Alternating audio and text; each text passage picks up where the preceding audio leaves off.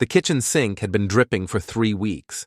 Not the kind of steady drip that drives you insane, but the irregular kind that catches you off guard every few minutes, like a lie waiting to surface. I was under the cabinet with my wrench when I heard Kara giggling upstairs. Not her usual laugh. This was different. Softer. More intimate. The kind of laugh she used to save for me back when we still talked after the kids went to bed instead of scrolling through our phones in separate rooms. "I can't wait for Thursday," she was saying into her phone. "You make me feel so alive." I stopped turning the wrench. The house went quiet, except for that irregular drip and the sound of my wife talking to someone who wasn't me about feeling alive. Guess I was the walking corpse in this equation. My name is Damon Vossel, and I used to think I knew my wife. 12 years of marriage, 2 kids, a mortgage in a decent neighborhood outside Portland. I run a small security consulting business. Nothing glamorous, mostly helping local businesses upgrade their systems and training employees to spot trouble before it finds them. Ironic, considering I was about to discover I'd missed the biggest security breach of my life. Kara came downstairs 20 minutes later, all smiles and energy. She'd changed into her workout clothes, expensive athletic wear that showed off the results of her Pilates obsession. "Heading to class," she said, grabbing her keys. "Don't wait up. We might grab drinks after." Thursday night, Pilates had become a regular thing over the past few months. I'd been happy she'd found something she enjoyed, something that got her out of the house and socializing. The old Kara had been a homebody, content with Netflix and takeout. This new version was always busy, always going somewhere, always checking her phone. "Which studio again?" I asked, wiping grease off my hands. "The one downtown. You know, near the waterfront." I didn't know, actually. She'd never mentioned which studio, and I'd never asked. 12 years of marriage had taught me that sometimes it's easier to nod and trust than to interrogate every detail. But something about her tone made me pay attention now. After she left, I finished the sink repair and cleaned up my tools. The house felt different when she wasn't here. Not peaceful exactly, but less tense. Like a held breath finally released. I was putting the wrench back in my toolbox when I noticed her jacket draped over the kitchen chair, the black one she'd worn to work that morning. Without really thinking about it, I checked the pockets for tissues before hanging it up. Instead of tissues, I found receipts. 3 hotel receipts from the Red Roof Inn on Highway 26, all from Thursday nights. All for the same room number. All charged to a credit card I didn't recognize. My hands went steady in that weird way they do when your brain is processing something it doesn't want to accept. I spread the receipts on the kitchen counter, like evidence at a crime scene. September 12th, September 19th, September 26th. Last Thursday would have been October 3rd, but that receipt wasn't here yet. The Red Roof Inn wasn't anywhere near the waterfront. It was a 40-minute drive in the opposite direction, the kind of place that rents rooms by the hour and doesn't ask questions. I sat down at the kitchen table and stared at those receipts for a long time. The house was quiet, except for the refrigerator humming and the occasional car passing outside. Normal sounds of a normal evening in a normal house where normal people lived normal lives. But normal people don't hide hotel receipts in their jacket pockets. I could have confronted her when she got home, could have laid the receipts on the counter and demanded an explanation. But 12 years in security consulting had taught me that the first piece of evidence is never the whole story. If you want to understand what's really happening, you gather intelligence first and act second. So I took photos of the receipts with my phone, then put them back exactly where I'd found them. Kara came home at 11:30, slightly flushed and smiling. She hung up her jacket without checking the pockets. "How was class?" I asked from the couch. "Great. Really worked up a sweat tonight." She kissed the top of my head as she walked by. "I'm going to shower." I listened to the water running upstairs and wondered how long this had been going on. 3 receipts meant at least 3 weeks, But affairs don't usually start with hotel rooms. They start with conversations, coffee dates, stolen moments that feel innocent until they're not. My phone buzzed with a text from my business partner, Mike. Johnson account wants to meet Monday. Big contract potential. I texted back, sounds good. I'll prep this weekend. But I wouldn't be prepping for the Johnson account this weekend. I'd be doing reconnaissance on my own wife. When Kara came downstairs in her robe, hair still damp, she looked like the woman I'd married. The woman who used to tell me about her day, who laughed at my terrible jokes, who fell asleep with her head on my shoulder during movies. Everything okay? She asked, settling into her chair with her laptop. You seem quiet. Just thinking about work stuff. She nodded and opened her computer. The blue light reflected off her face as she typed, and I wondered who she was messaging. Whether she was planning next Thursday's hotel visit or just scrolling through social media like any other suburban wife on any other ordinary night. I'm going to bed, I said, after an hour of pretending to watch television. I'll be up in a bit. But she wouldn't be. She'd stay downstairs for another hour, typing on her laptop, her face lit by that blue glow, living whatever secret life she'd built away from me.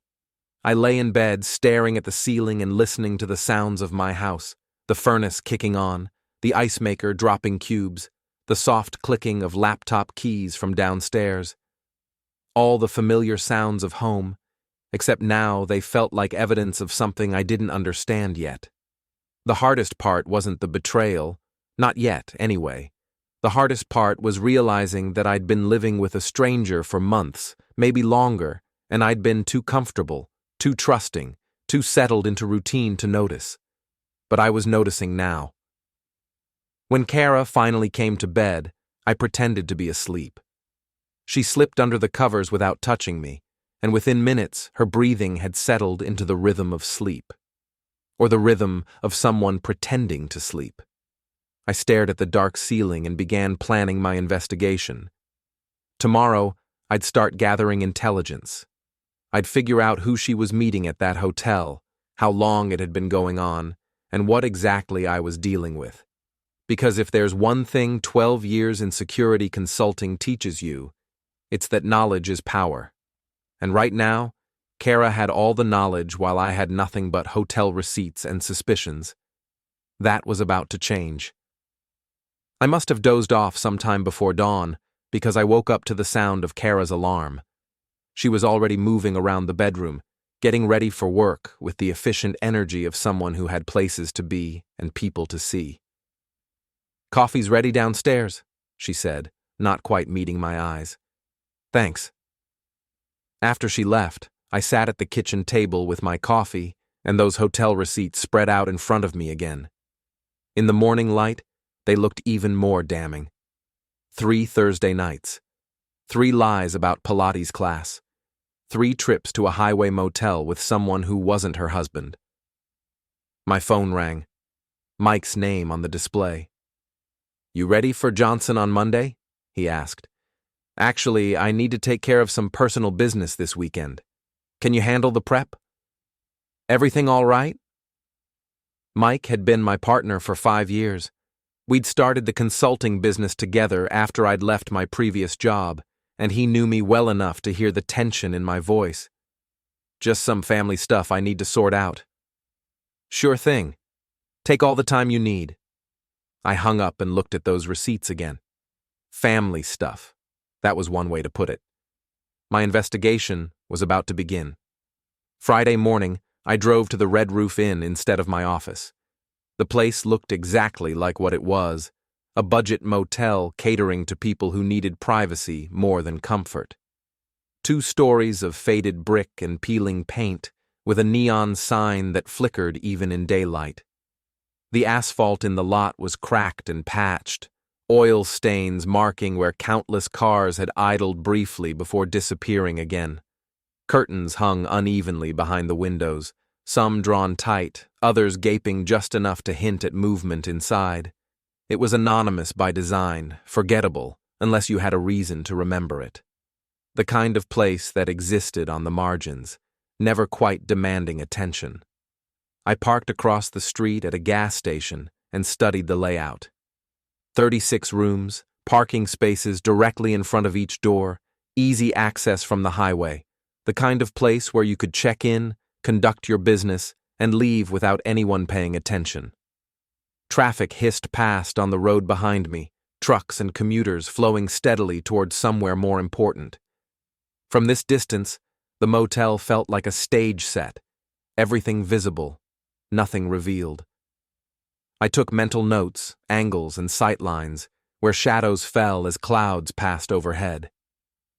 Room 23 was on the second floor, facing the parking lot. I could see it clearly from my position at the gas pump. The door was shut, the curtains drawn. Nothing remarkable about it at all, which somehow made it worse. I imagined how familiar that door must have become, how easily it opened to people who told themselves this was temporary, harmless, contained. The desk clerk was a kid who looked like he'd rather be anywhere else. I bought a coffee and a newspaper, then sat in my car and waited. Not for anything specific, just getting a feel for the place, understanding the rhythm of who came and went. The coffee was thin and burned, but it gave my hands something to do. I flipped through the paper without reading it, watching reflections in my windshield instead. A woman pulled in and checked her phone before going inside. A delivery truck dropped off clean linens. No one looked twice at anyone else. By noon, I had a pretty good sense of the motel's patterns. Most guests checked in after dark and left before 10 in the morning. A few long-term residents who looked like they were living there between apartments or jobs. The cleaning lady who worked her way through the rooms with methodical efficiency. She moved door to door with a cart that rattled softly, knocking, unlocking, disappearing inside for a few minutes before moving on. Life reduced to routine, secrets scrubbed away one room at a time. Nothing useful for my investigation, but intelligence gathering is about patience. You observe, you learn, you wait for the patterns to reveal themselves. The waiting was familiar. I'd done it in surveillance vans and unmarked cars, in court hallways and interview rooms. This was no different, just more personal. I spent the afternoon at my office trying to focus on actual work, while my mind kept drifting back to those hotel receipts. Mike handled the Johnson account prep while I pretended to review security protocols for another client. The office hummed quietly, phones ringing, keyboards clicking. Normally, the rhythm grounded me. Today, it felt distant, like background noise from another life.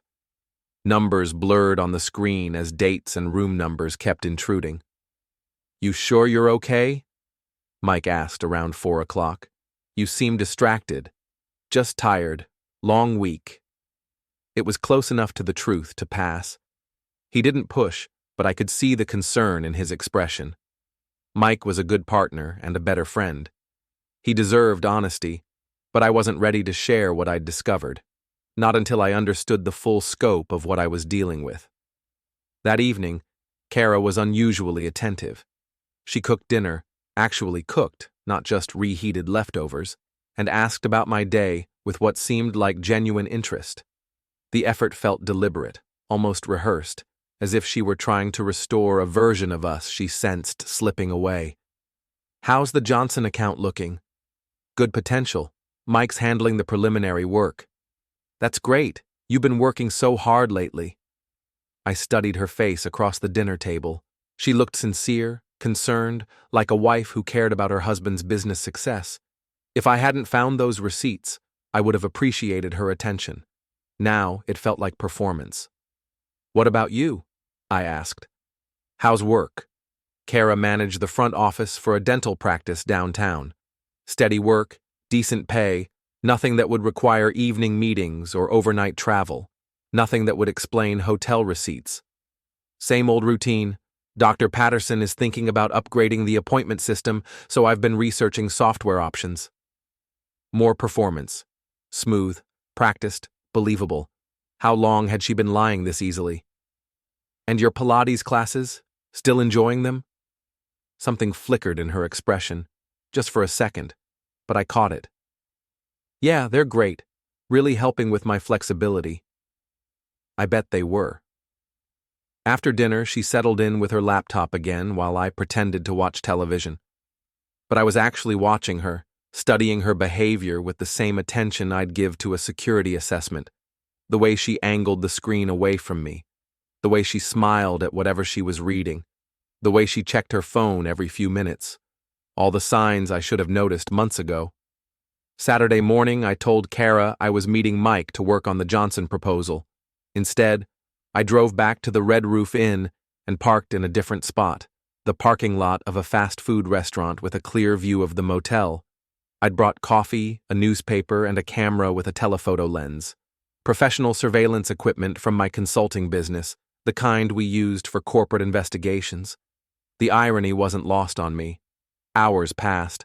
I watched guests come and go, memorized license plates, noted patterns. The cleaning lady finished her rounds by noon. The desk clerk changed shifts at 2, a steady stream of visitors who stayed just long enough for whatever business brought them there. Nothing connected to Kara, but then again, Thursday was still 5 days away. I was about to leave when I noticed a silver BMW pull into the lot. The driver was a man in his early 30s, athletic build, wearing expensive workout clothes. He parked in front of room 23, the same room number from Kara's receipts. My pulse quickened. I raised the camera and took several photos as he walked to the door. He had a key, which meant he'd checked in earlier, or this was a regular arrangement. He disappeared inside for about 20 minutes, then came back out carrying a gym bag. I followed him at a distance as he left the motel. He drove to a fitness center called Ironworks Gym, about 15 minutes away, in a trendy part of downtown. I watched him park and go inside, then I sat in my car and processed what I'd seen. A young, fit man with a key to room 23, a gym bag, a BMW that probably cost more than I made in 6 months. The kind of guy who would appeal to a 42-year-old woman looking for excitement outside her marriage. I had my first real lead. Sunday, I drove past Ironworks Gym 3 times, studying the building and the parking lot. Modern equipment visible through large windows, expensive cars in the lot. The kind of place that attracted people with money and time to spend on their appearance. The kind of place Kara might meet someone.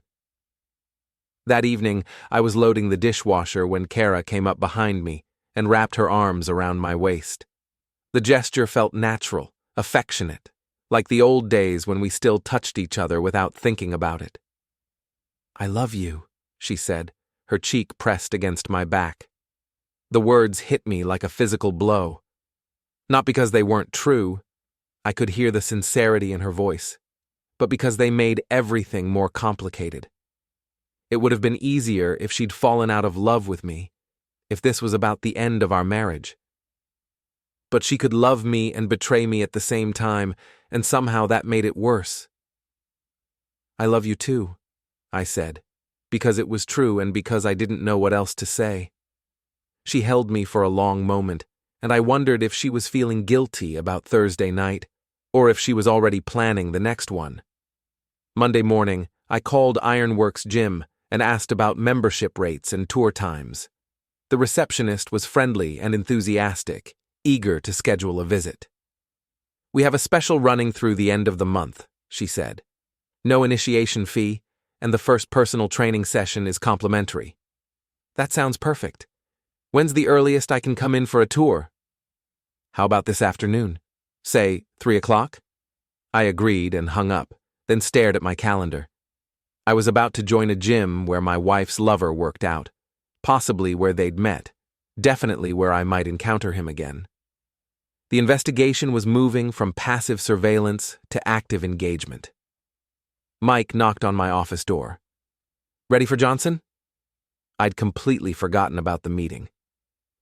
"Give me 5 minutes to review the file." He studied my face with the expression of someone who'd known me long enough to recognize when something was wrong. "Damon, what's going on? You've been distracted all week." I could have told him. Should have told him. Mike was my partner, my friend, someone I trusted with my business and my problems. But admitting what I'd discovered would make it real in a way I wasn't ready for yet. "Just some personal stuff. Nothing I can't handle. You sure? I'm sure. The Johnson meeting went well despite my distraction.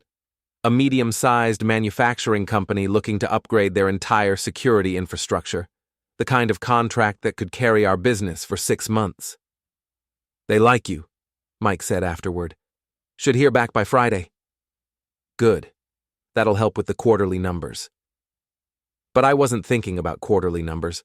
I was thinking about my 3 o'clock appointment at Ironworks Gym and what I might discover there. The gym was everything I'd expected. Sleek, modern, expensive. The kind of place where people came to see and be seen as much as to work out. The equipment was top of the line. The locker rooms were spotless, and the staff looked like they'd stepped out of a fitness magazine. The air smelled faintly of citrus cleaner and rubber mats, layered over the sharper tang of sweat. Music pulsed from hidden speakers, bass-heavy but controlled, setting a tempo for bodies in motion. Mirrors lined the walls, reflecting rows of machines and carefully curated effort. Everyone seemed polished here, movements deliberate, confidence worn like another accessory. My tour guide was a trainer named Jessica, probably 25 years old and enthusiastic about everything from the cardio equipment to the smoothie bar. She talked with her hands, gesturing toward treadmills and cable machines, as if presenting works of art. Her smile never wavered, and she radiated the practiced optimism of someone paid to believe transformation was always just a few sessions away. "What are your fitness goals?" she asked as we walked through the weight room. "General conditioning, maybe some strength training." "Perfect. We have several trainers who specialize in that. Are you interested in group classes or individual sessions?" I was scanning the gym floor, letting my eyes drift casually from face to face when I spotted him at the bench press station. Same athletic build, same expensive workout clothes. He moved with ease, confident without being showy.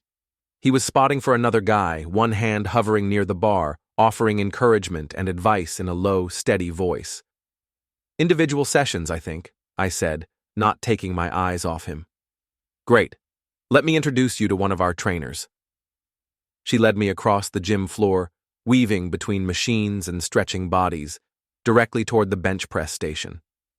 My pulse quickened as we approached, each step narrowing the distance between speculation and certainty. "Tanner," Jessica called out, "I'd like you to meet Damon. He's interested in strength training." The man looked up and smiled. Up close, he was younger than I'd thought, maybe 30, with clear skin and an open expression. The kind of easy charm that would appeal to women. His handshake was firm, his eye contact direct, unguarded. "Nice to meet you, Damon. You have any experience with weights?" "Some. Nothing too serious." "Well, we can change that. When are you looking to get started?" I was looking at the man who was sleeping with my wife, shaking his hand, nodding along as he talked about form and progression. The surreal nature of the situation almost made me laugh. It felt like standing inside a photograph that hadn't developed yet, all the meaning still hidden beneath the surface. "How about Thursday evenings?" I suggested. "Say, around 7? Thursday at 7 would put me here at exactly the time Kara claimed to be at Pilates class. If Tanner was here training me, he couldn't be at the Red Roof Inn with her. Unless I was wrong about him entirely. "Thursday works," Tanner said. "Let me grab my calendar." As he walked away, Jessica launched back into the sales pitch, explaining packages and progress assessments, but I wasn't listening. I was watching Tanner pull out his phone. His brow creased slightly as he read whatever message had just come in, his posture shifting almost imperceptibly. When he came back, he looked apologetic. "Actually, Thursday evenings are tough for me right now. How about Tuesday and Friday instead?" Interesting. Thursday evenings were tough because he had other plans that involved room 23 at the Red Roof Inn. "Tuesday and Friday work fine," I said.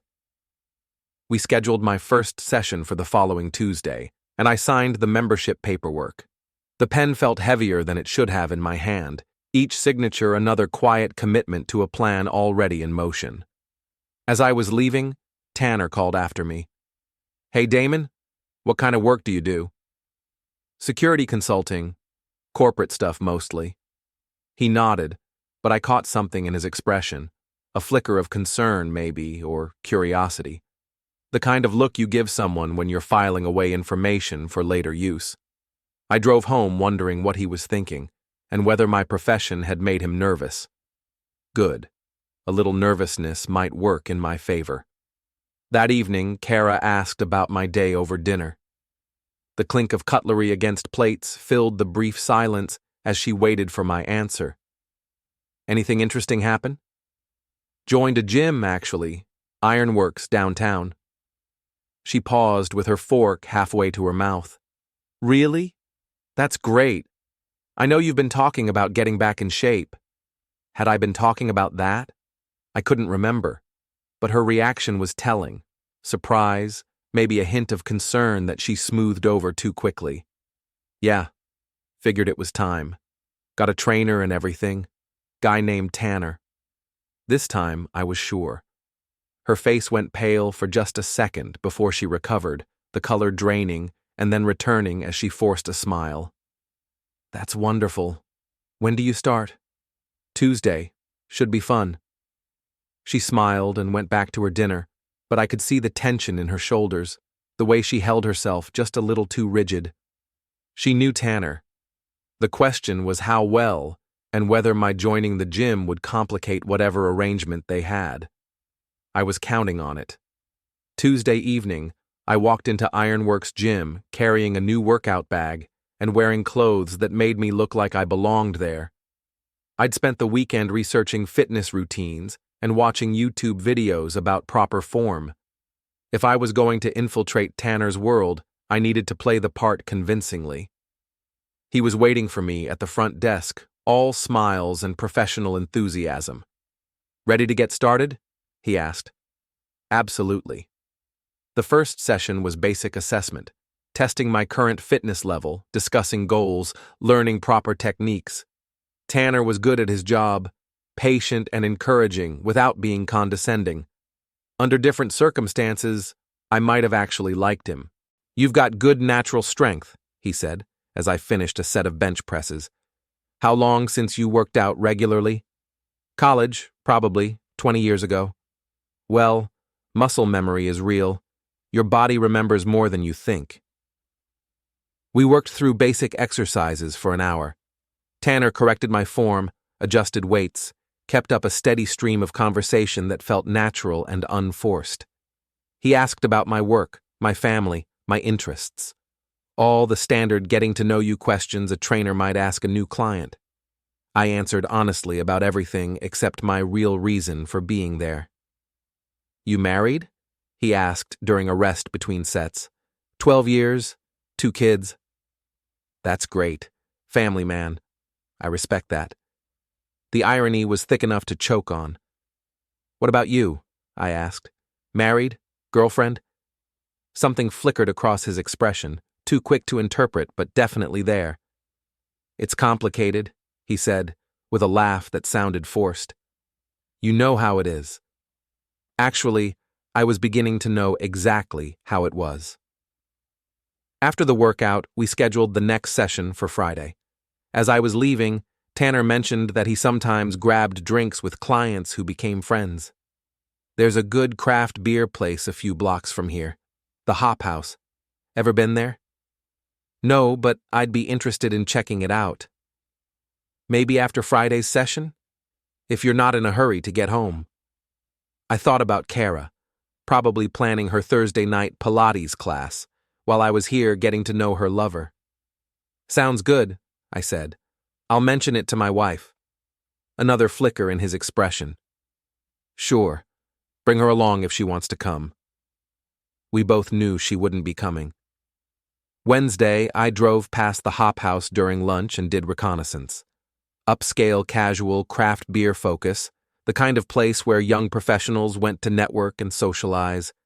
Busy enough for privacy, quiet enough for conversation, perfect for getting to know someone better. That evening, Kara was distracted during dinner. She kept checking her phone and seemed lost in thought. "Everything okay?" I asked. "Just work stuff. Dr. Patterson is being difficult about the software upgrade." More lies, delivered with the same practiced ease. I was beginning to understand that Kara had become an expert at deception, probably without even realizing it. Small lies to cover the big one, a web of misdirection that had become second nature. "How's your new gym routine?" she asked. "Good. Tanner's a good trainer. We might grab beers after Friday's session." She nodded, but I saw her grip tighten on her phone. "That's nice. Male bonding and all that." "Yeah, should be fun."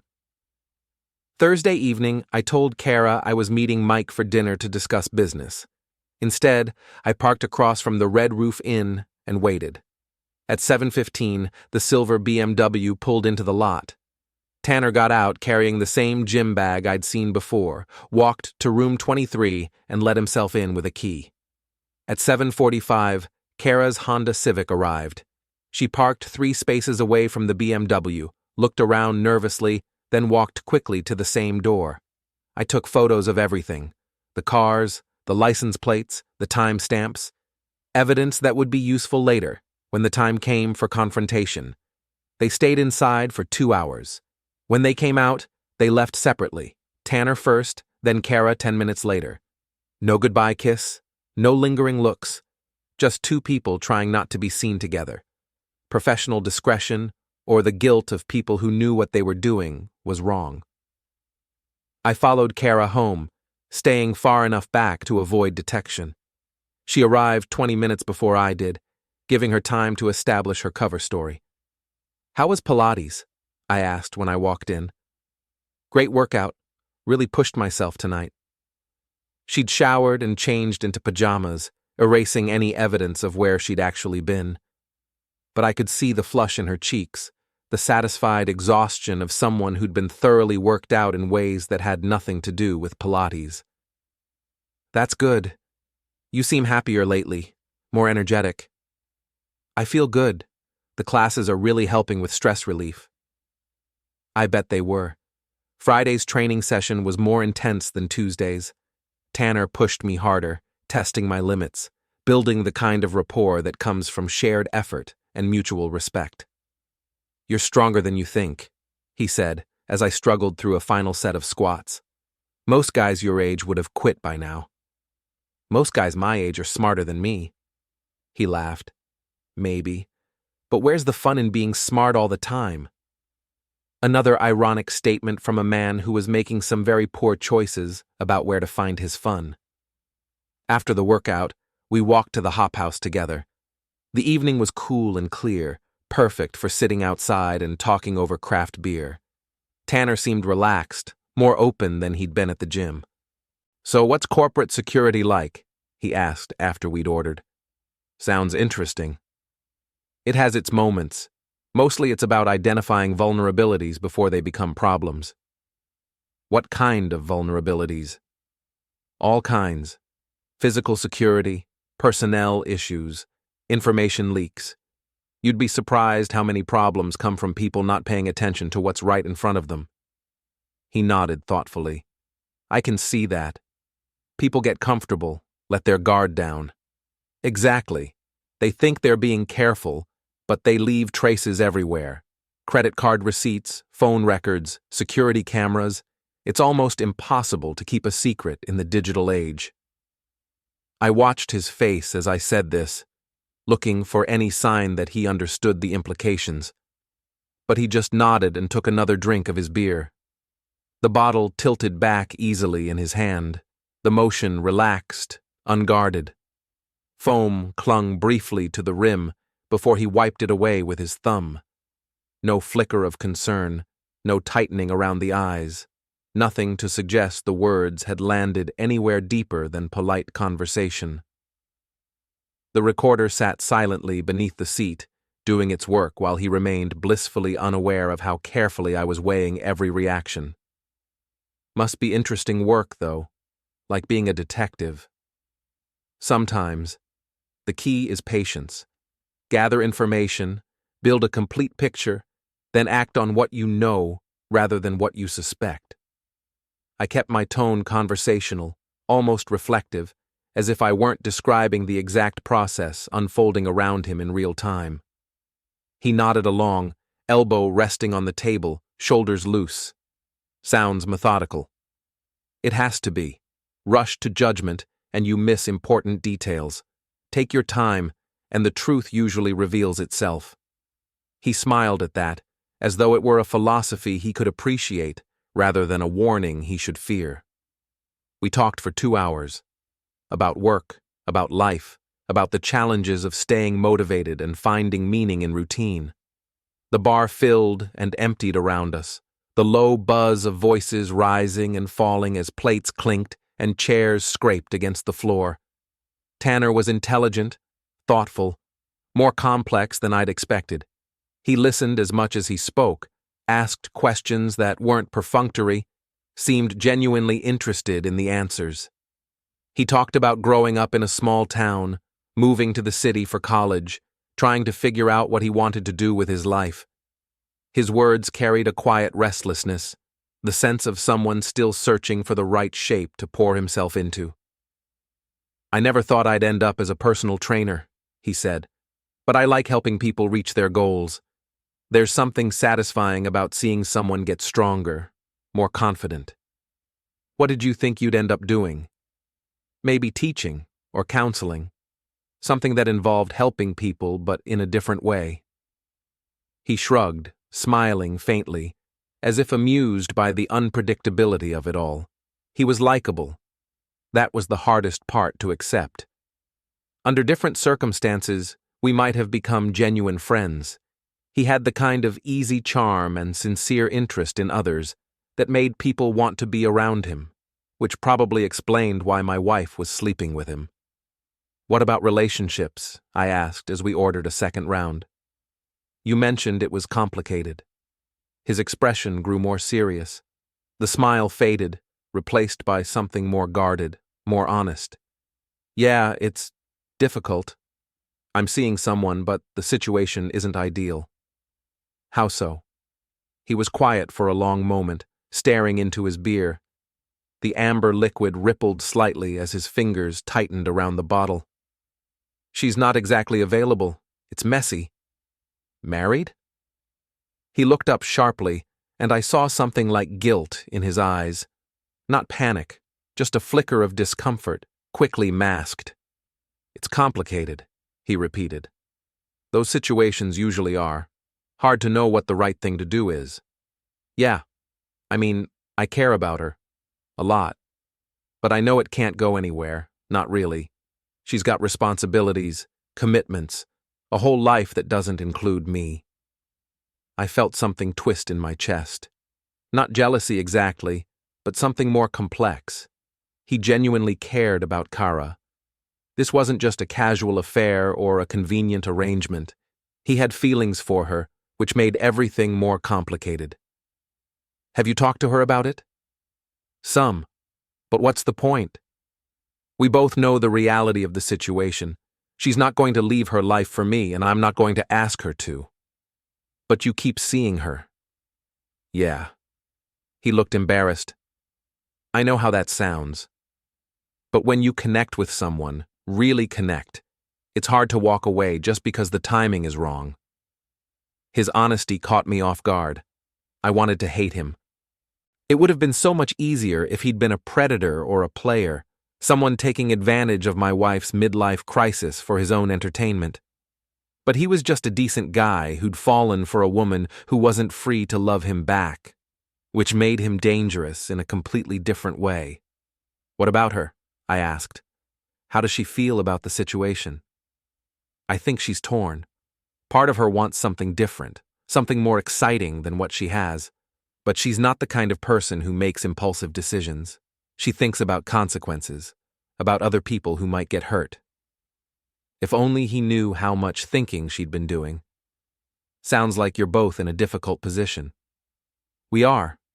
But sometimes you meet someone and the connection is so strong that you're willing to deal with difficult." I finished my beer and signaled for the check. The conversation had reached its natural end, the air between us heavy with unspoken truths. Well, I hope it works out for you, one way or another. Thanks, and thanks for listening. It's not something I can talk about with most people. No problem. Sometimes it helps to get an outside perspective. As we walked back to our cars, Tanner seemed more relaxed than he'd been all evening. Confession was good for the soul, apparently, even when you didn't know you were confessing to the husband of the woman you were sleeping with. Same time next week? He asked. Absolutely. This was good. The workout and the conversation. Yeah, it was. I'm glad we did this. We shook hands and went our separate ways. I sat in my car for a few minutes, processing what I'd learned. Tanner was in love with my wife. Kara was torn between her responsibilities and her desires.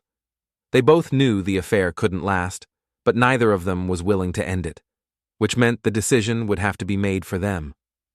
I drove home thinking about timing and consequences, about the difference between what people wanted and what they were willing to sacrifice to get it.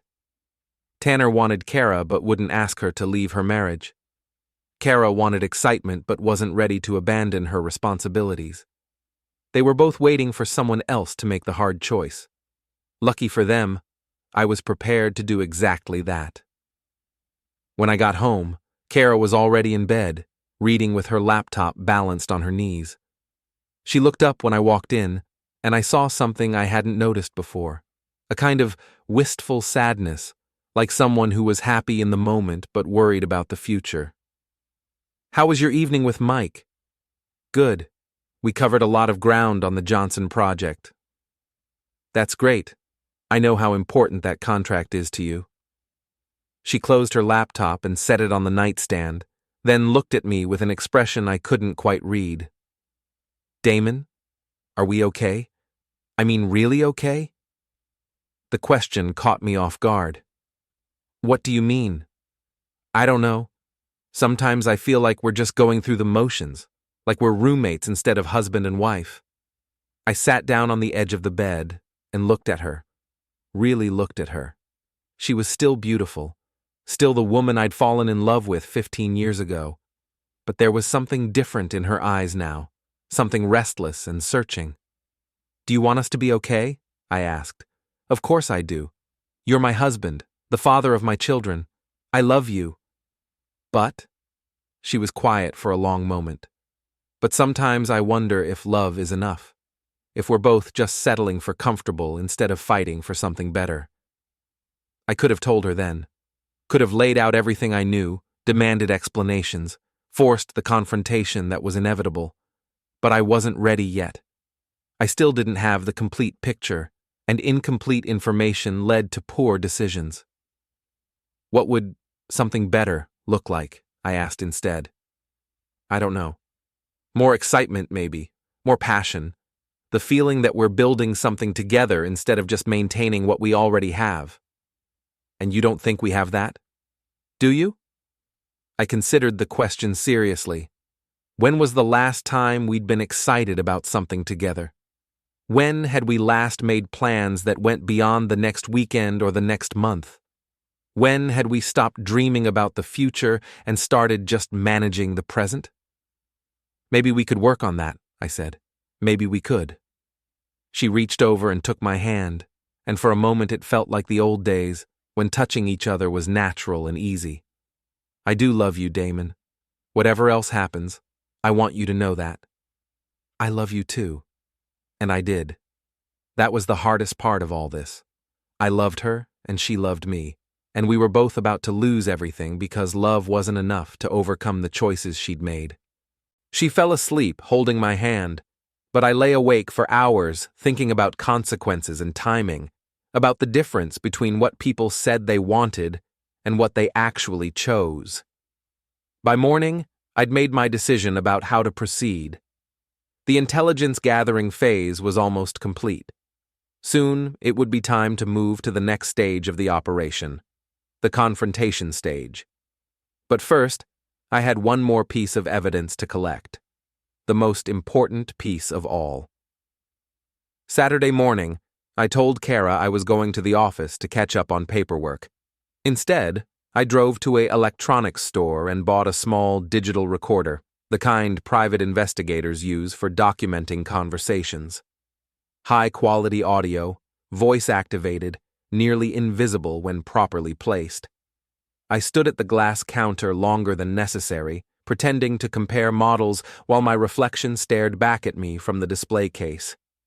The clerk spoke in a low, practiced voice, listing features and warranties, but I already knew what I needed. When he slid the box toward me, it felt heavier than it should have, as if it carried more than circuitry and plastic. I paid in cash and slipped it into my jacket pocket, aware of every step I took on the way back to the car.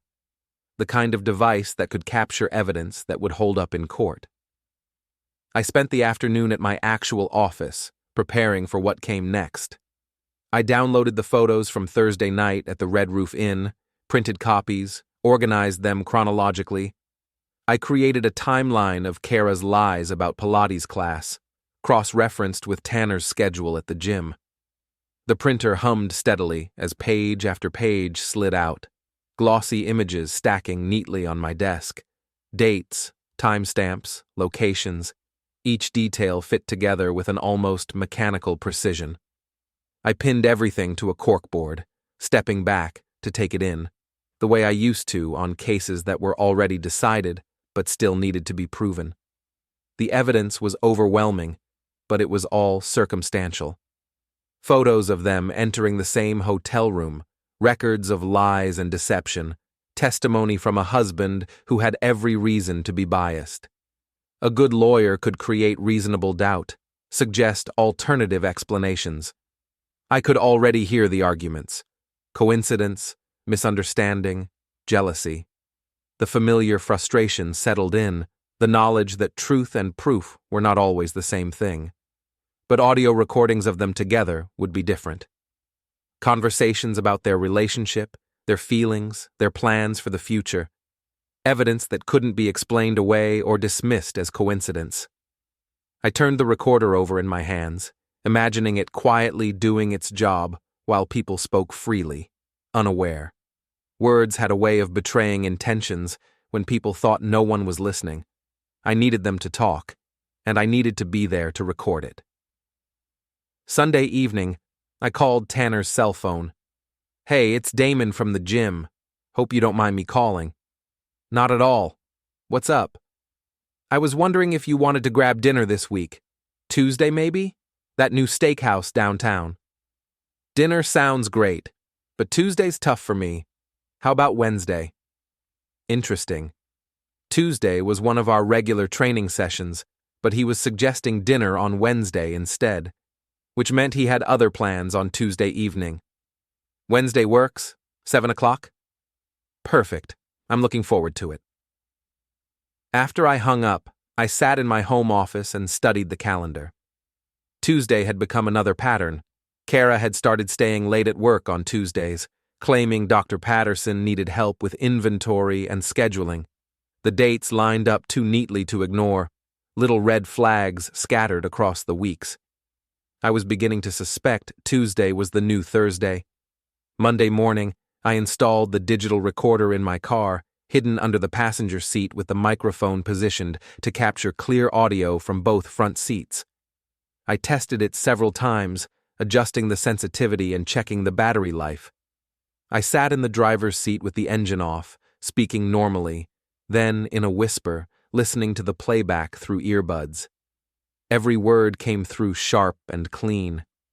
I reset it over and over until the motions were automatic. If I was right about Tuesday, and if I could convince Tanner to let me drive him somewhere, I'd have the evidence I needed. That evening, Kara mentioned she'd be working late the next day. "Dr. Patterson wants to reorganize the entire filing system. It's going to take hours. Need any help? I could come by after I close the office." "That's sweet, but it's really boring work. You'd hate it." "What time do you think you'll be home?" "Late. Don't wait up." Her voice was casual, practiced, already halfway out the door. She didn't notice the way I watched her, cataloging every inflection. Tuesday, I texted Tanner around noon. Quick question about tomorrow's dinner. Mind if I pick you up? My car's more comfortable for longer drives. He texted back, Sure, but I have something to take care of first. Can you pick me up at the Red Roof Inn on Highway 26 around 9:30? My pulse quickened. He was going to be at the hotel, the same hotel where he met Kara, and he was asking me to pick him up there. No problem. See you at 9:30. I spent the rest of Tuesday in a state of controlled anticipation. Everything was falling into place. Tanner would be at the hotel with Kara, then I'd pick him up afterward. If the recorder was working properly, I'd capture whatever conversation we had about his evening, his relationship, his feelings about the married woman he was sleeping with. The hours dragged. Every mundane task felt exaggerated, time stretching thin as I waited for night to fall. At 9:15, I parked across from the Red Roof Inn and activated the recording device. The silver BMW was in the lot, parked in front of room 23. Kara's Honda was 3 spaces away. The sight of her car hit harder than I expected, confirmation settling in my chest like a weight. I kept my hands steady, eyes forward, listening to the faint hum of the recorder as it began to work. At exactly 9:30, Tanner emerged from the room carrying his gym bag. He looked around the parking lot, spotted my car, and walked over with a casual wave. "Thanks for picking me up," he said as he got in the passenger seat. "I hope this wasn't too far out of your way." "Not at all. What brings you to this part of town?" The recorder was running, capturing every word with crystal clarity. "I was meeting someone," he said, settling into the seat. "The situation I mentioned the other night. It's complicated." "Ah, the married woman." He looked at me sharply. "I didn't say she was married. You said she had responsibilities and commitments, a whole life that didn't include you. Usually that means marriage." "Yeah, well, you're right. She's married." I pulled out of the parking lot and headed toward downtown, driving slowly to give him time to talk. "How long has that been going on?" I asked. "Few months? Since summer?" "How did you meet?" He was quiet for a moment, and I wondered if he was going to deflect the question. But then he started talking, and once he started, he couldn't seem to stop. "At the gym, actually. She came in asking about personal training. Said she wanted to get in shape, feel better about herself. Her husband was, well, she said he'd gotten comfortable. Stopped paying attention to her, stopped making an effort." I kept my expression neutral, but inside I was burning. "So you helped her get in shape?" "At first, yeah. Just professional training sessions. But she was different from my other clients. More mature, more thoughtful. We talked about everything. Her job, her kids, her marriage. She was lonely, you know. Really lonely." And one thing led to another. It wasn't like that. It wasn't some predatory thing. We became friends first. Real friends. And then, he shrugged. "Chemistry is chemistry. You can't fake it, and you can't ignore it when it's real." "But she's still married." "Yeah, and she's not going to leave her husband. She's made that clear. She loves him, in her way. They have history, kids, a whole life together. She's not going to throw that away for me." "Then what's the point?" "I don't know. Maybe there isn't one. Maybe we're both just being selfish, taking what we can get while we can get it." He looked out the window.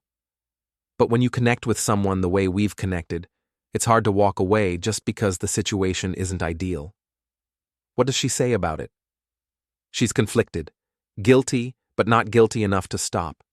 She says being with me makes her feel like herself again, like the person she was before marriage, and kids and mortgages and all the rest of it." I thought about Kara's question from Friday night. Are we okay? Really okay? She'd been looking for permission to feel guilty, or maybe permission to stop feeling guilty. "Do you think she'll ever leave him?" "No, and I don't want her to. Not really. She'd regret it eventually, and then she'd resent me for being the reason she gave up her family. I don't want to be that guy." "So what's the end game?" I don't think there is one. I think we keep doing this until one of us gets tired of the complications, or until we get caught, or until life forces us to make a choice we're not ready to make. And you're okay with that? I'm okay with having her in my life, even if it's not the way I'd choose. Some people you meet and you know they're going to matter, you know? Even if the timing is all wrong, even if the circumstances are impossible, she matters to me. We'd reached the restaurant. I parked and turned off the engine, but neither of us moved to get out. "Can I ask you something?" Tanner said. "Sure. You've been married 12 years, right? Are you happy?" The question caught me off guard. "What do you mean?" "I mean really happy. Not just comfortable or satisfied or making the best of it. Actually happy." I thought about it seriously. When was the last time I'd felt genuinely happy in my marriage? Not content, not grateful, not committed, but actually happy. "I don't know," I said honestly. "I think I stopped asking myself that question a long time ago." That's what she says about her husband, that he's a good man, a good father, someone she respects and cares about, but that they've both stopped asking whether they're happy. Maybe happiness is overrated. Maybe commitment and stability matter more. Maybe. But what if you could have both? What if you didn't have to choose between being happy and being responsible? I think that's what everyone wants. But life is about compromises. You can't have everything. Can't you? Or do we just tell ourselves that because it's easier than fighting for what we really want? I looked at him, sitting in my passenger seat, talking about happiness and compromise and fighting for what you want, not knowing he was talking to the husband of the woman he loved. "What do you really want?" I asked. "Her. I want her to be happy, and I want to be part of that happiness. I want to wake up next to her and go to sleep next to her and not have to sneak around or lie or pretend that what we have doesn't matter." "But you can't have that." "No, I can't have that." We sat in silence for a moment. The recorder was still running, capturing every word of his confession. "We should go in," I said finally. "They'll give away our table." "Yeah, you're right." But as we walked toward the restaurant, I was thinking about what he'd said, about happiness and compromise, about fighting for what you want versus accepting what you have, about the difference between love and contentment, between passion and stability. Tanner was in love with my wife, and my wife was in love with the excitement he represented. They were both willing to live with the complications and the guilt because what they had together felt more real than what they had in their regular lives. Which raised the question, what did I want? I wanted my marriage back. I wanted the woman I'd married, not the stranger who lied to me every Tuesday and Thursday. I wanted to matter to someone the way Tanner mattered to Kara, the way she mattered to him. But mostly, I wanted the truth. All of it, out in the open, where we could all deal with the consequences of the choices we'd made. Dinner was pleasant. We talked about fitness goals and business challenges, about movies and books and current events. Normal conversation between two men who were becoming friends. Except that one of us was sleeping with the other's wife, and the other was recording evidence for a confrontation that would destroy both their lives. When I dropped Tanner off at his apartment, he thanked me for the ride and the dinner. "This was good," he said. "I don't have many friends here yet, so I appreciate the company. Anytime. See you Friday for training?" "Absolutely." I drove home with his confession recorded on the device under my seat. Clear, detailed testimony about his relationship with Kara, his feelings for her, his understanding of the situation, evidence that would be devastating in divorce court, but more importantly, evidence that would force all of us to stop pretending and start dealing with reality. Kara was already asleep when I got home. I sat in my home office and listened to the recording twice, taking notes, preparing for what came next. Thursday morning, I made copies of everything. The photos, the timeline, the hotel receipts, the audio recording. I put one set in a safety deposit box at the bank, another set in my office safe, and kept the originals at home. If something happened to me, if Kara tried to claim I was unstable or dangerous, if lawyers got involved and evidence started disappearing, I'd have backup copies in multiple locations. Thursday evening, I followed the same routine. Parked across from the Red Roof Inn, watched Kara and Tanner arrive separately, documented their time together, followed them when they left. But this time, I wasn't just gathering intelligence. I was preparing for the endgame. Friday's training session was intense. Tanner pushed me harder than ever, testing my limits, building the kind of trust that comes from shared effort and mutual respect. "You're getting stronger," he said, as I finished a set of lifts. "More confident. I can really see the change from when you first began." "Good coaching," I said. "Good student. You listen, you work hard, you don't make excuses. That's rare." After the workout, we went to the Hop House again. This time, I steered the conversation toward relationships and marriage. "You mentioned the other night that your situation is complicated," I said.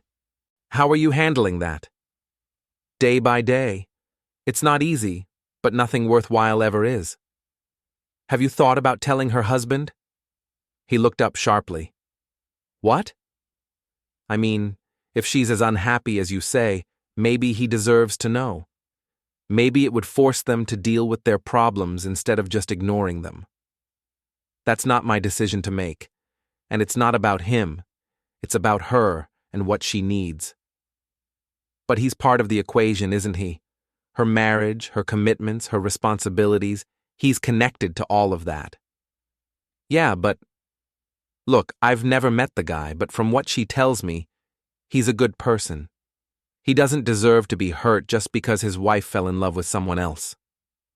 "But he's being hurt anyway, isn't he? He just doesn't know it yet." Tanner was quiet for a long moment. "Maybe.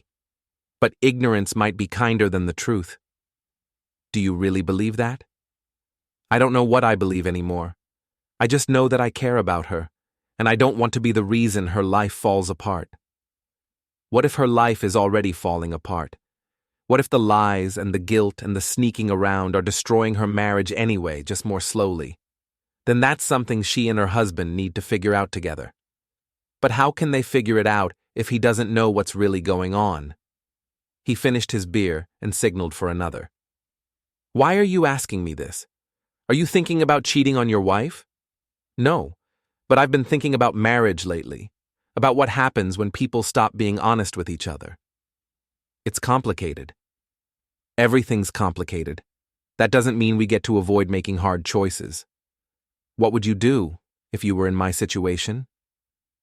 I looked at him across the table, this decent man who'd fallen in love with my wife, who genuinely cared about her happiness even as he was destroying her marriage. "I'd tell the truth," I said. "All of it. And then I'd let everyone involved decide what they wanted to do with that information." "Even if it hurt people you cared about?" "Especially then. Because lies hurt people too, just more slowly and more completely." He nodded thoughtfully. "Maybe you're right. Maybe the truth is always better, even when it's painful." "I think it is." We finished our drinks and walked back to our cars. As we said goodbye, Tanner seemed more serious than usual. "Thanks for the conversation," he said. "You've given me a lot to think about." "Anytime." I drove home knowing that the intelligence gathering phase was complete. I had all the evidence I needed, all the documentation that would be required for what came next. It was time to move to the confrontation phase. But first, I had one more conversation to have. With my wife. Saturday morning, I woke up before dawn and lay in bed listening to Kara breathe beside me. In sleep, she looked peaceful, younger, like the woman I'd married 12 years ago. No guilt in her expression, no tension in her shoulders, no secrets hiding behind her eyes. I wondered if she dreamed about Tanner, or if she dreamed about the life we used to have before everything got complicated. At 7, she stirred and opened her eyes. "Morning," she said, her voice soft with sleep. Morning. She reached over and touched my face, a gesture so natural and intimate that it made my chest ache. You're up early. Couldn't sleep. Work stress? Something like that. She studied my expression with the kind of attention that comes from 12 years of marriage. Want to talk about it? I almost laughed. She was asking if I wanted to talk, while keeping the biggest secret of our marriage hidden between us like a landmine. Maybe later, I said, after coffee. We went through our normal Saturday morning routine. Coffee and newspaper, light conversation about weekend plans, the comfortable domesticity of a long marriage. Except that everything felt different now, weighted with knowledge she didn't know I had. I'm thinking about going shopping this afternoon, she said. Need anything? Where are you going? Just the mall. Maybe Target. Nothing exciting. More lies, delivered with the same casual ease. I wondered if she was meeting Tanner, or if she was shopping for lingerie to wear to their next hotel encounter. I'll probably work on the Johnson proposal, I said. Mike wants to submit it early next week. That's great. I know how important that contract is. She kissed my cheek before she left, and I watched her drive away, wondering if she felt any guilt at all, or if the lies had become so routine that she'd stopped noticing them. I spent the morning in my office, not working on the Johnson proposal, but preparing for the conversation that would end my marriage. I organized the evidence one final time, rehearsed what I would say, considered every possible response she might have. By afternoon, I was ready. When Kara came home at 5, carrying shopping bags from stores she probably hadn't visited, I was sitting at the kitchen table with a cup of coffee and a manila folder. How was shopping? I asked. Good. Found some things I needed. She set the bags down and looked at me more closely. You okay? You seem tense. Sit down, Kara. We need to talk. Something in my tone made her go still. About what? About your Thursday night Pilates classes, and your Tuesday evening work sessions, and your relationship with Tanner Jossman. The color drained from her face. She stood frozen in the kitchen doorway, shopping bags at her feet, staring at me like I'd just spoken in a foreign language. I don't know what you're talking about, she said, but her voice was barely a whisper. I opened the manila folder and spread the contents across the table. Hotel receipts, photographs, timeline documentation, audio transcripts. Sit down, I said again. This time she did, moving like someone in shock. She looked at the evidence spread in front of her, and I watched 12 years of marriage collapse in her expression. How long have you known? She asked. 3 weeks, since I found the hotel receipts in your jacket pocket. 3 weeks. She picked up one of the photographs, her car in the Red Roof Inn parking lot. You've been following me. I've been gathering information. There's a difference. Is there? I leaned back in my chair and studied her face. Even now, caught with undeniable evidence, she was trying to find an angle, a way to minimize or deflect what she'd done. How long, Kara?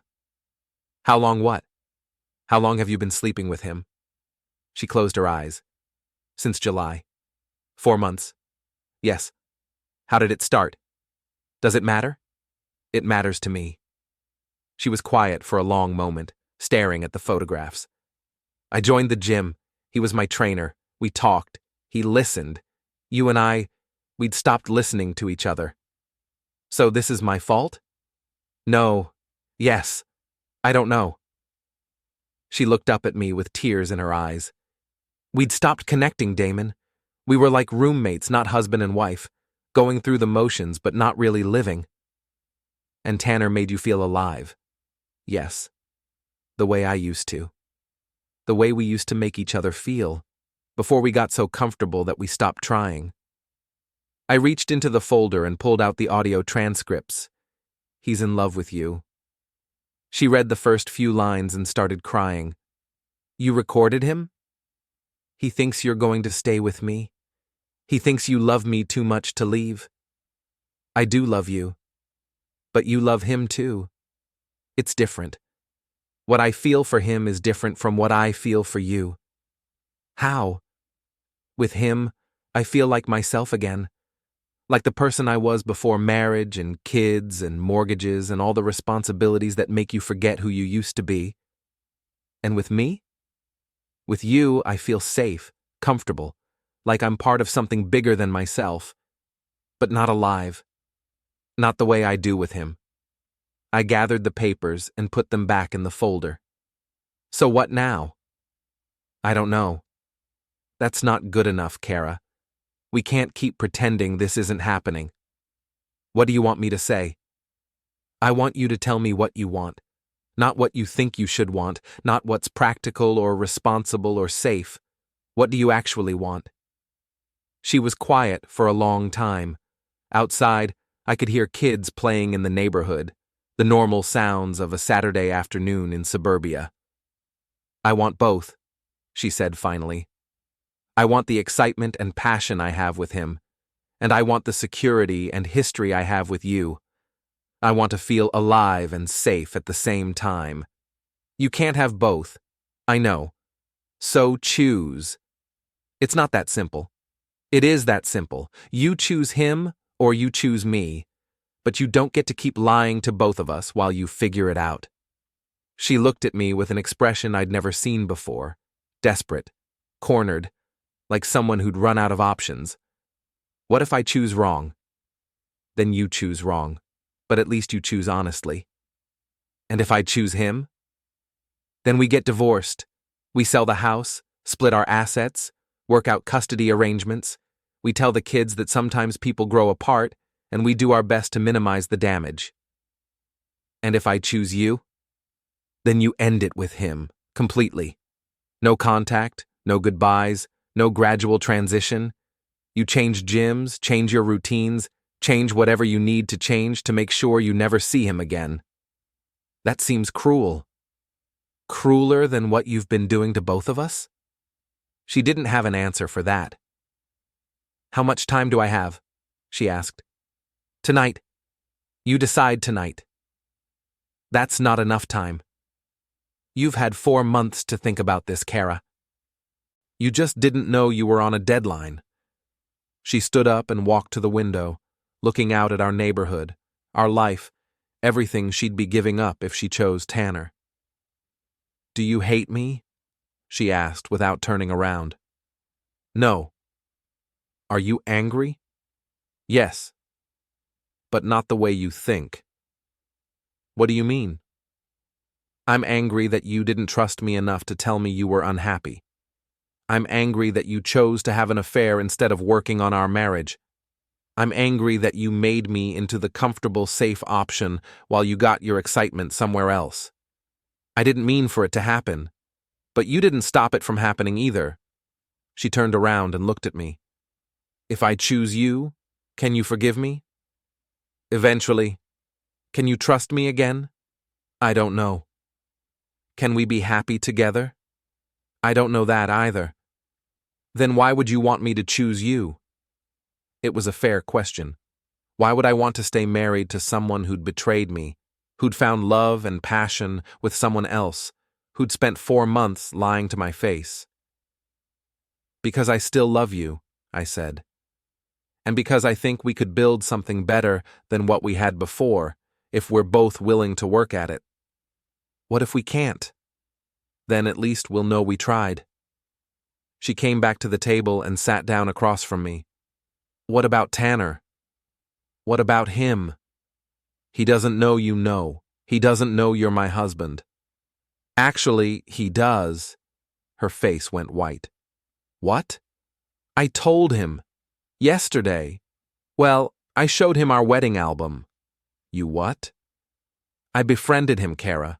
We've been working out together, having drinks, talking about life. He's been telling me about his relationship with a married woman, not knowing he was talking to her husband. Oh, God. She put her head in her hands. What did he say? He went pale. Then he called you. Then he told you everything. She looked up at me. That's why you knew I'd be coming home early. You planned this whole conversation. Yes. How long have you been planning it? Since I found the receipts. You've been manipulating both of us. I've been gathering information and preparing for this moment. There's a difference. Is there? I think so. She was quiet for a long time, processing what I'd told her. He's a good person, Damon. He never meant to hurt anyone. I know. I like him. You like him? Under different circumstances, we might have been friends. He's decent, thoughtful, genuinely cares about you. I can see why you fell for him. But you still want me to give him up. I want you to choose. If you choose him, I'll understand. I won't like it, but I'll understand. And if I choose you? Then we start over, both of us. We figure out how to be happy together instead of just comfortable.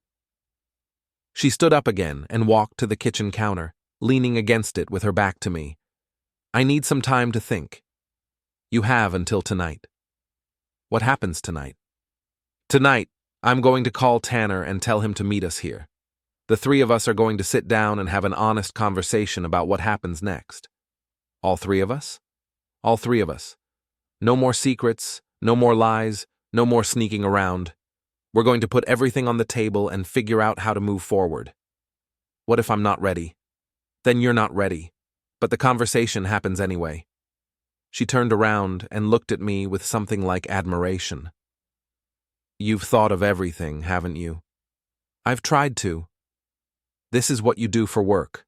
Identify problems, gather intelligence, develop solutions. Something like that. And now you're applying those skills to our marriage. Our marriage became a problem that needed solving. She nodded slowly. What time tonight? 8 o'clock. And then what? Then we all decide what we want, and we deal with the consequences of our choices. She picked up her shopping bags and headed for the stairs. I'm going to take a shower and think about this. Kara? She stopped and looked back at me.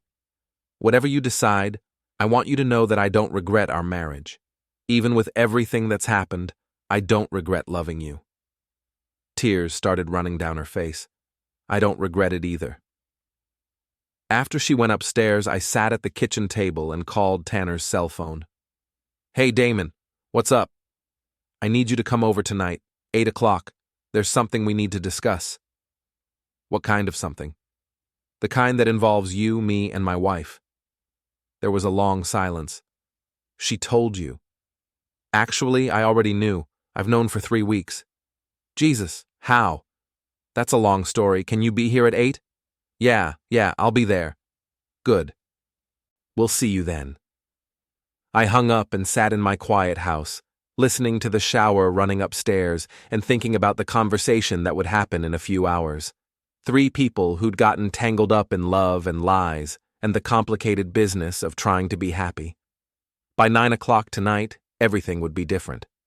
The only question was, how different, and whether any of us would be better off when it was over. At 7:30, I heard Kara come downstairs.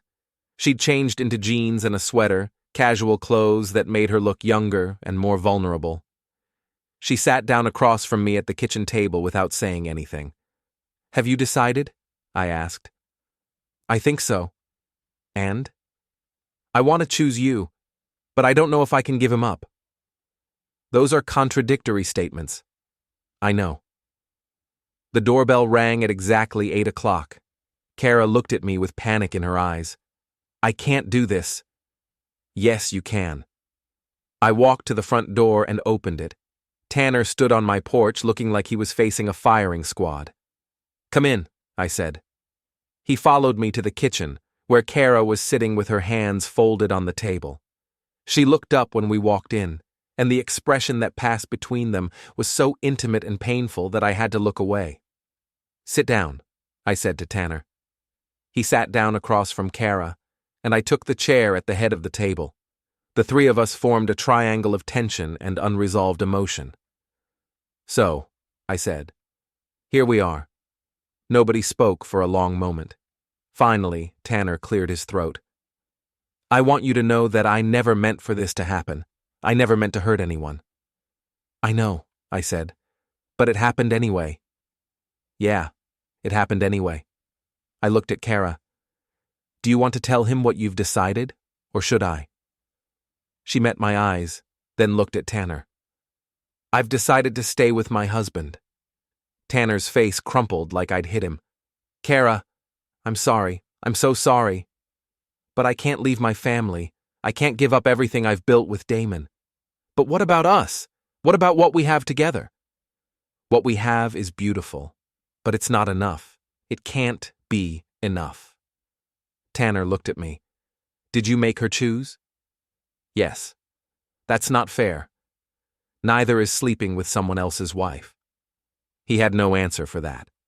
So what happens now? He asked. Now you leave, I said. You don't contact her, you don't try to see her, you don't make this harder than it already is. Just like that? Just like that. He looked at Kara one more time. Are you sure this is what you want? No, she said, tears streaming down her face. But it's what I'm choosing anyway. Tanner stood up slowly. I love you. I want you to know that. I love you too. That's why this is so hard. He walked to the kitchen door, then stopped and looked back at me. Take care of her. I will. And treat her better than you did before. She deserves to be happy. I know she does. After he left, Kara and I sat in silence for a long time. Finally, she looked at me with red, swollen eyes. Now what? Now we figure out how to rebuild our marriage. Can we? I don't know, but we're going to try. She reached across the table and took my hand. I do love you, Damon. I never stopped loving you. I know. But I loved him too. I know that too. How do we get past that? One day at a time. We sat holding hands across the kitchen table, two people who'd been married for 12 years and were just beginning to understand what that meant. Outside, the neighborhood was quiet, except for the occasional car passing by, carrying other people to other lives, other choices, other consequences. Our longest night was finally over, but our real work was just beginning.